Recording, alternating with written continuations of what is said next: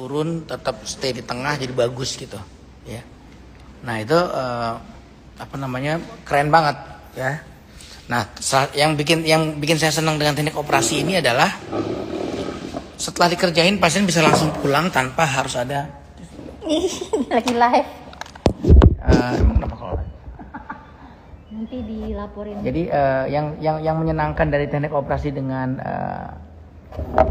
teknik ini ya untuk breast untuk payudara adalah dia nggak perlu pakai bebet kegedean. Jadi saya pas operasi sekarang nggak pernah pakai bebet lagi, cuma pakai BH operasi doang yang kayak BH sport gitu ya. Terus nggak pakai drain dan pasien bisa langsung aktivitas gitu. Jadi buat pasien-pasien luar kota enak datang dikerjain bisa langsung pulang. Jadi nggak perlu berlama-lama buang-buang waktu di Jakarta gitu. Ya itu satu keuntungannya. Yang kedua yaitu nggak ada bobot tebel karena kalau dulu kan habis operasi tuh pakai bobot tebel udah gitu selama 5 hari nggak boleh dibuka. Kalau sekarang nggak, hari kedua ketiga udah mandi pasiennya. Ya nyerinya jauh lebih minimal daripada dulu ya. Kalau dulu kan sampai orang kadang-kadang pasien suka bilang udah rasanya kayak ditabrak truk, ada yang ngomong gitu. Kalau sekarang sih enggak ya. Sekarang itu paling minum obat ringan aja udah berasa cukup nyaman pasien gitu. Jadi enak lah kalau dengan teknik operasi sekarang ya. Jadi setelah dikerjain bisa langsung pulang, nggak perlu rawat inap. Terus bengkaknya jauh lebih minimal. Bentuknya sih yang saya suka, bentuknya itu benar-benar bagus banget karena pada posisi turun tuh nggak ikut ngelebar ke samping atau turun ke bawah gitu. Dan long lasting, jauh lebih lama dia akan stay di sini, nggak akan turun-turun gitu. Kenapa? Karena ototnya nahan. Jadi ini yang namanya yang saya kerjakan sekarang itu namanya breast augmentation dengan dual plane dengan internal bra fixation. Jadi ada bra yang kita buat dari otot. Ini nggak kebagian. Udah makan? Jam berapa Jana? Jam 9. Bismillah baca doa ya. Apa fisik hari ini? Perlu antar nggak? Bismillah. Ayat kursi bang. Al-Fatihah ayat kursi. Ayat meja, ayat kursi, semua ayat. Baca semua. Oke. Maintenance implan payudara berapa lama? Sebenarnya nggak ada maintenance-nya ya. Dan sebenarnya pada breast augmentation dengan implan itu, jadi kalau dari company, dari perusahaan implan, mereka tuh ngasih warranty lah ya. Ngasih rekomendasi, bukan warranty. Ada lagi klinik laser Korea. Ngasih rekomendasi 15-20 tahun ganti gitu ya. Rekomendasinya kalau 15 tahun, 20 tahun ganti implannya gitu.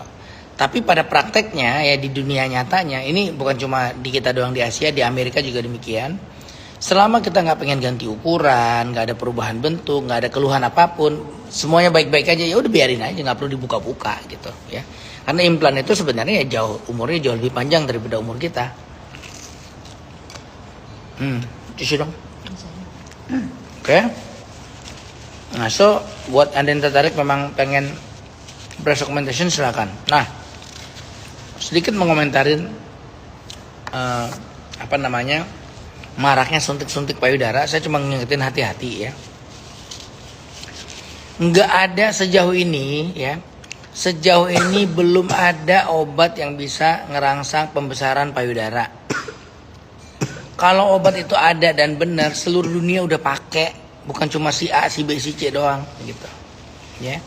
Jadi nggak ada tuh, terserah mau namanya apapun ya. Belum ada obat ya yang bisa, obat serum atau apapun lah namanya ya, yang bisa merangsang pembesaran kelenjar payudara atau merangsang pembesaran kelenjar lemak. Karena saya lihat tuh ada beberapa yang nge-tag ke saya treatment suatu tempat ya, mereka klaim oh ini cara membesarkan payudara dengan cara non surgical, non operasi, nggak perlu operasi, suntik ini doang langsung gede payudaranya, dan ini bukan filler katanya. Ini adalah obat yang bisa merangsang pembesaran kelenjar payudara atau pembesaran kelenjar lemak. Beda-beda lagi komentarnya, nggak mungkin. It's impossible, ya. Kalau obat itu ada, saya berhenti ngerjain breast augmentation. Ngapain cari pusing, suntik aja. Kalau emang itu bisa, ya. Jadi ngaco, nggak mungkin itu. Itu yang dikerjakan adalah filler. Nah, logika kedua nih, Kalau benar itu obat yang merangsang pembesaran payudara, nyuntiknya pasti nggak banyak, paling 3 cc kali. Ya kayak orang nyuntik antibiotik aja. 1 ampul, 2 ampul mungkin gitu. Ya kalau memang itu bisa. Ini nyuntiknya 200 cc. 200 cc mah gedenya bukan gara-gara si obat, gedenya gara-gara volumenya gitu. Ya. Jadi Anda pasien mikir sedikit, jangan mau dikibulin ya. Belum tentu yang kelihatan ya gitulah ya, saya nggak mau ngomentarin orang pokoknya. Ya pokoknya jangan mau dikibulin gitu. Nah yang saya cuma bingung BP POM kok diam aja gitu. Ya harusnya kan udah ada regulasinya. Penyuntikan volume besar ke tubuh itu nggak boleh. Ya di luar negeri semua juga udah bilang nggak boleh. Di Indonesia nggak tahu nih. Apa jangan-jangan dia ngibul lagi tuh.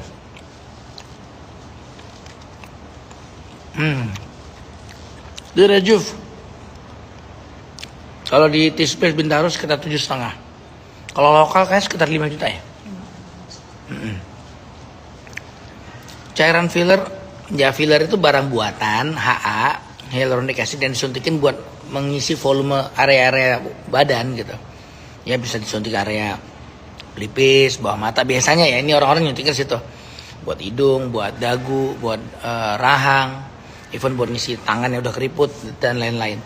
Cuma kalau saya pribadi ya, rulesnya itu jelas. Nggak boleh menyuntikkan dalam jumlah besar. Jadi biasanya saya kalau nyuntik pun nggak mungkin lebih dari 3 cc.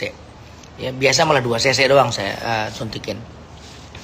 Dan ada beberapa area yang menurut saya danger zone. Jadi saya nggak akan pernah nyuntik filler di area bawah mata, nggak mau. Ya. Kalau hidung hati-hati banget. Ya di sini masih oke, tapi di sini kanan kiri hati-hati. Ini ada pembuluh darah yang nyambung ke belakang bola mata, ini bisa bikin buta nih. Terus menurut saya filler itu masih oke dipakai buat augmentasi hidung yang sedikit banget, oke, misalnya ada jeglok dikit, oke. Dan sekali lagi hati-hati, harus ngerti anatominya ya. Terus yang kedua, filler masih oke dipakai buat bibir, masih bagus, sama dagu. Dagu sama tulang rahang ini masih oke. Tapi kalau buat bawah mata, buat pelipis, aduh saya enggak deh. Ya. Dan hati-hati banget ya, nyuntik daerah situ hati-hati, apalagi buat penis ya. Menurut saya enggak make sense penisnya jadi banyak disuntik filler. Oke. Kalau jidat mending pasang implan dahi atau saya nggak saranin sih. Kalau mau fat transfer aja kalau jidat mah. Operasi hidung kalau di Beautiful itu sekitar 150-an lah. Kalau di cabang mungkin lebih murah dikit ya. Dengan teknik yang sama, silahkan aja pilih sendiri. Heels Kalman, ya nanti malam ada ngamen seperti biasa di T-Space, silahkan datang. Nyanyi-nyanyi lah di T-Space ya. Kalau penghilangan lemak di betis bisa nggak? Bisa, tapi kita harus nilai dulu itu beneran lemak atau otot gitu ya. Jadi jangan main dokter-dokteran datang, nanti kita yang cek. Wajah banyak komedo, berminyak, flek dari SMP, buset dah. Mau pakai giut bisa? Ya giut bisa aja, cuma masalahnya apakah giut aja cukup itu loh ya. Ini saya ngelihat udah agak misleading nih. Saya nggak pernah bilang giut itu bisa membereskan semua masalah kulit loh ya. Bukan berarti Anda pakai giut semua permasalahan kulit dan permasalahan negara ini jadi beres, enggak. Tapi bahwasanya Anda perlu skincare seperti giut yang basic, nggak macem-macem, benar-benar ngerawat kelembaban kulit, iya itu perlu. Tapi buat Anda yang udah punya masalah serius, misalnya gini ya, kulitnya jerawat parah, bekas fleknya nggak karuan, udah tebel banget. Nah itu nggak cukup ngandalin skincare doang gitu. Skincare penting, perlu, sangat perlu gitu.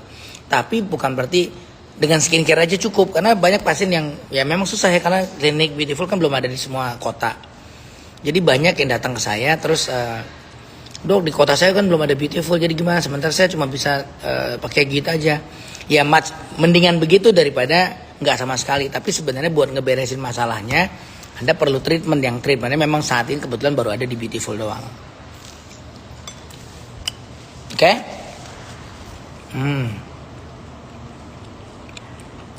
Totok payudara bisa nggak ngegedein? Nggak bisa. Ya. Kalau totok payudara bisa ngegedein, Anda minta tolong suami aja ditotok-totokin terus, lama-lama juga gedein diri. Ya. Kalau bisa. Yuk bikin kopi dulu. Pegangin. Beras fermentasi ada efek jangka panjang nggak? Enggak sih, aman. Ya, aman banget. Mau saya sekarang boleh aja. Tapi aku jam 10 ada pasien, Pak. Jam 9 nanti ya? Jam 9 nanti ya? Hah? Sampai jam 9 maksudnya. Dia udah nyampe. Udah. Ya udah terus sini aja. Buka pintu aja. Oke, saya bikin kopi dulu ya. Ayah mau bikin kopi dulu. Nanti baru saya baca lagi pertanyaan-pertanyaan ajaib. Ya kan bener kan? Kalau memang benar ya. Kalau emang benar payudara itu bisa besar hanya dengan ditotok-totok doang ya. Minta tolong orang rumah aja. Gitu. Halal lagi. Mau kopi nggak kali ini? Kayak Bibus bukan Minum kopi. nggak tahu ngopi nggak dia. Ya udah tinggal bikin.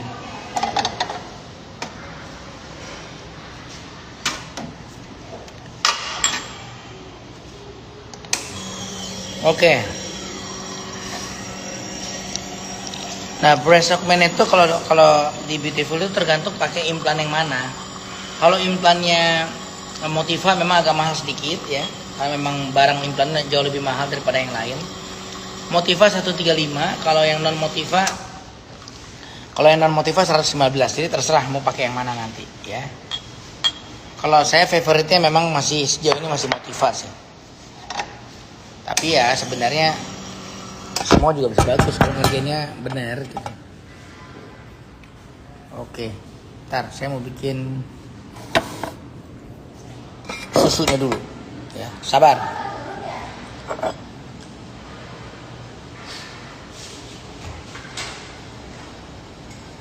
Di luar aja kok. Di luar ngobrol.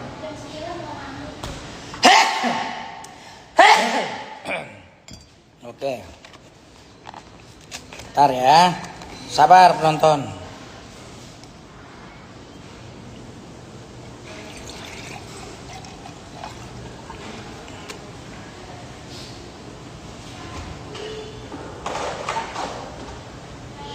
Kulkas udah kebanyakan isi nggak dipakai di ini aja kali Pip. Sini ya, masak tiap hari.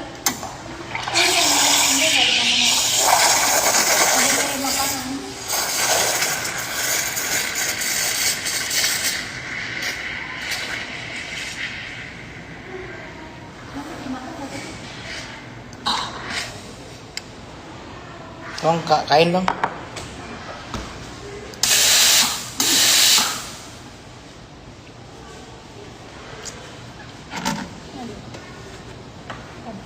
Oke. Mbak Nenek?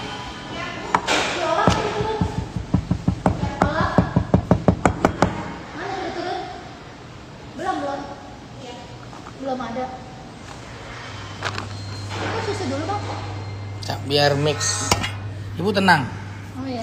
Karena kalau kita taruh susu dulu dicampur, waktu tehnya kopinya masuk tuh warna jadi lucu tuh. Oh gitu karena warna.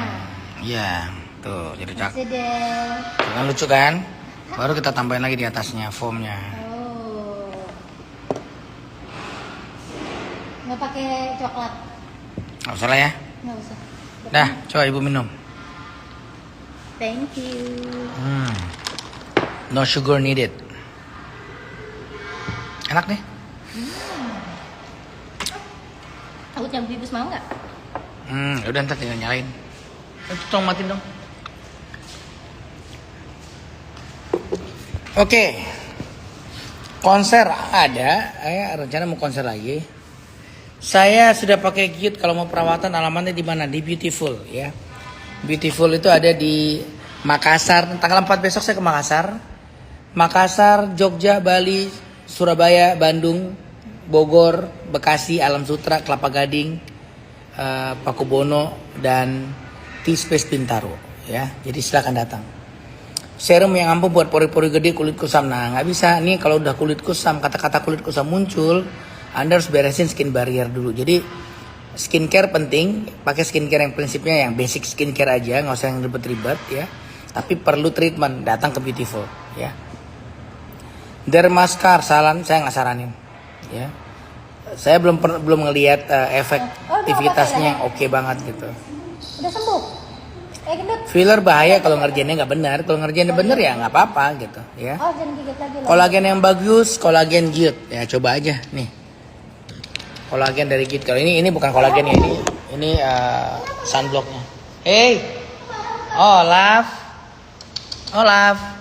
Mukanya marah gitu. Digendong sama Mbak. Ya mereknya yang ini, silakan dicari.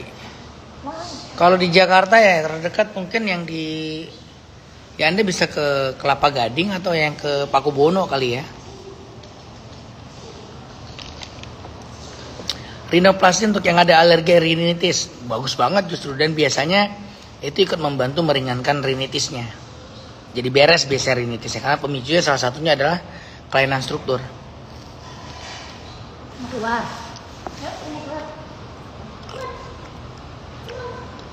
Mhm.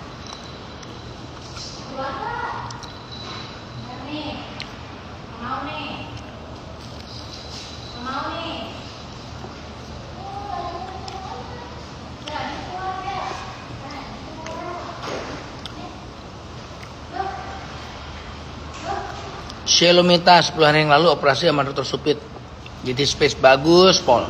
Nah, Dr. Supit, saya dan tim tuh tekniknya udah sama semuanya, ya. Jadi kita satu perguruan.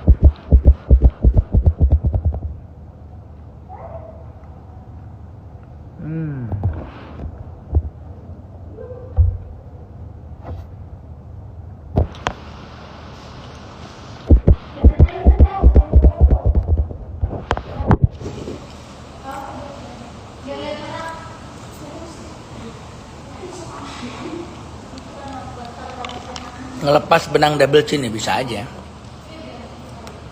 Oke. Botox sudut mata bisa menyebabkan kebutaan enggak? Kalau botox enggak. Kalau orang suka on and off jerawatnya, gimana? Apakah ada saran skincare? Gini, itu biasa kalau Anda on and off, satu pasti ada problem sama skin barrier, atau memang ada hal-hal lain yang bersifat hormonal, atau memang produksi kelenjar minyak yang berlebihan. Artinya ada term kondisi khusus yang butuh perhatian. Pada case begini jangan berobat pakai skincare doang. Anda perlu skin cure, perlu obat gitu ya. Saran saya ke SPKK biar dapat racikan obat yang memang diperlukan zat-zat aktif tertentu untuk mengontrol ini semua. Nanti begitu udah terkontrol, kulitnya udah sehat, udah bagus, baru pindah ke skincare biasa. Gitu ya. Ini rekomendasi saya buat Anda-anda yang masih bingung kapan sih saya pakai etiket biru, kapan pakai skincare yang dijual bebas gitu. Jadi harus paham, skincare yang dijual bebas itu adalah kategorinya bukan obat. Ya, kategorinya itu bukan obat, bukan skin cure ya. Kategorinya skincare. Jadi yang ngerawat aja, jadi bukan kategori obat. Makanya harusnya tidak boleh mengandung zat-zat aktif yang berlebihan. Udah diatur tuh. Kandungan zat yang diperbolehkan udah diatur. Nah, cuma kan selalu ada aja oknum yang bandel ya. Yang nambah-nambahin zat-zat tertentu biar mempercepat proses yang sebenarnya nggak boleh, dan dia nggak klaim juga di ingredientsnya. Jadi rahasianya dia. Nah, lewat atau di pemeriksaan BP POM, nah ketahuan setelah ada kasus. Nah, itu banyak tuh. Itu biasanya yang nambahin merkuri atau hidroquinon berlebihan atau steroid berlebihan ya. Nah, itu banyak. Harusnya nggak boleh. Itu tidak boleh seharusnya. Ya. Malah dibuka situ lihat sih. Nah, terus yang kedua, kalau skincare itu idealnya dipakai pada saat kulit Anda tuh lagi tenang nih, lagi kayak saya misalnya lagi tenang, nggak ada jerawat, nggak ada yang aneh-aneh gitu ya. Nah, itu Anda pakai skincare cukup gitu buat memaintain doang gitu. Nah, tapi kalau misalnya lagi ada serangan, jerawat numpuk karuan, merah, meradang segala macam, ya itu kan lagi ada kondisi khusus. Nah, pada saat kondisi khusus sebaiknya Anda pakai skin cure ya, atau yang etiket biru lah ya, gampangnya nyebutnya gitu. Cari dokter SPKK dermatologis yang punya kompetensi buat ngeracik